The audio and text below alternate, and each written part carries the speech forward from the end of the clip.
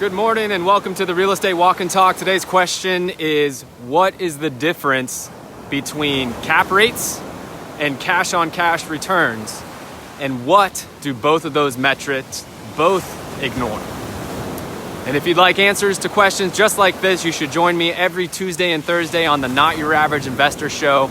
It's every Tuesday and Thursday at 12:30 Eastern. You can register at jwbshow.com.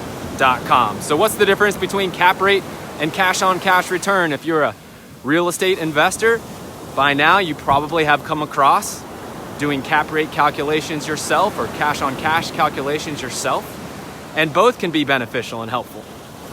But let's go through what each one of those are, and welcome everybody who's joining me on the Walk and Talk right now. So cap rate is helpful to compare real estate investments across different types of assets. Think that maybe commercial. Hey, Buffy, how are you doing? No worries. So think returns from the rental income across different assets within real estate. Commercial properties, hotels, multifamily properties, single-family rental properties, which is what we focus on. A cap rate is an easy way for you to determine, kind of compare apples to apples, just initially, and see what the returns are only from the rental income. All right, and the other thing is it takes financing out of the equation. So it is just the rental income that is generated on that investment, and it's divided by the market value or the purchase price for that investment. Welcome everybody who's walking with me right now. We're talking about the difference between cap rates, cash on cash return, and what both of those metrics fail to take into account for your decision as far as investing in rental properties. So cap rates are just kind of an initial way. Hey, how are you? I'm going Facebook Live right now. You want to jump in? Here's one of my all-time favorite people, Miss Jane. You might recognize her being in the audience on the Not Your Average Investor Show. This is Alex's mom, my second mom right here, and we're here on the beach. How are you doing? Doing great. Can't beat walking on the beach in the morning. Would you like to talk about cap rates and cash on cash returns? No, but they're awesome with JWB. That's all I got to say. I'm very happy with this company. We love you. Thank you. See ya. Well, what do you know? Facebook Live. There you know. You know it's authentic and not rehearsed.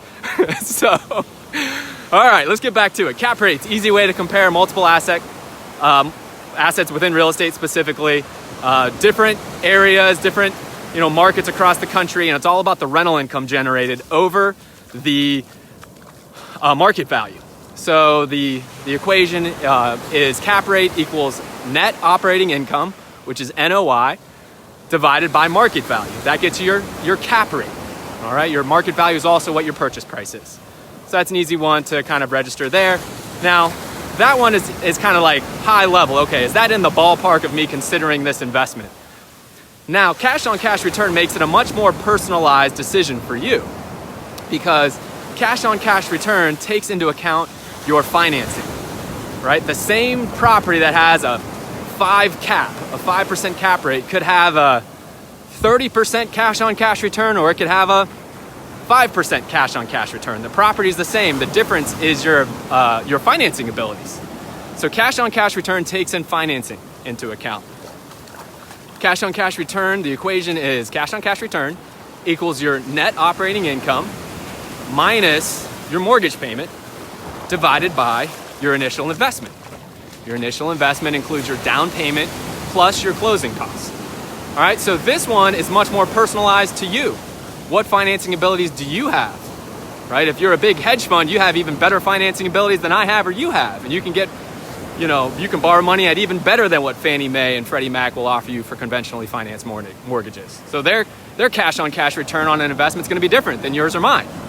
Right?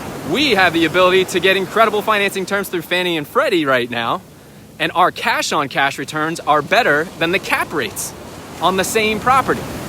So cash on cash return takes into account the financing. Now here's the kicker, and let's see who's walking with me right now here. I've got a few folks here. We got Pablo's watching right now. We got Nika. Let's see if anybody, and we got Anita Hiles, Amy Ransdell. Thank you all for being with me right now. Let's see if anybody can answer, what do both of these metrics fail to recognize? What do they not take into account? What do they not take into account? You've got cap rate, which is all about the rental income, but doesn't take into account financing. Cash on cash return is still all about the rental income, but it takes that financing component into it. Now, the thing that they do not include are the other profit centers that you should be including when you're making your decision. All right, the other profit centers for rental properties are estimated tax savings, principal paydown, and the big one is home price appreciation. Home price appreciation is the biggest component to your overall returns when you hold on to real estate for a full market cycle. So if you're only looking at cap rate and cash on cash return, you're looking at half the battle. You're not looking at the big picture. You've got to take into account these other profit centers, and you need to take into account estimated tax savings, principal paydown, and estimated home price appreciation for your asset in your market. So there you have it. If you'd like to get more information on this, if you want to learn more about these topics, if you want to add some more topics to the show on Tuesdays and Thursdays, we'd love to have you. It's live. We answer them right there on the show. Tuesdays and Thursdays at 12:30 Eastern. You can register at jwbshow.com. Hope you guys appreciate it and have a good morning this morning, and I'll catch you tomorrow on Facebook Live. See you, everybody.